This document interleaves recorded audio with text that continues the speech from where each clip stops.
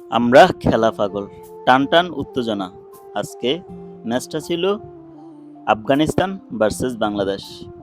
হারলে বাদ, জিতলে আছে, তাও যদি শ্রীলঙ্কা জিতে। ওই আশা নিয়েই খেলা দেখতে বসা। শুরুতে টপটির থেকে যাইয়া 25 টাকা দিয়ে চ্যানেল কিনলাম। আমরা খেলা পাগল, আগেই বলছি। আমরা যদি সকালে গালি দেই, রাত্রে যদি খেলা হয়, আবার আমরা টিভির সামনে যাইয়া ঠিক বসবো। আর কিতা 25 টাকা দিয়া চ্যানেল কিনতেছি। একাদশে অনেকগুলো পরিবর্তন নিয়েই ম্যাচ শুরু হয়েছে।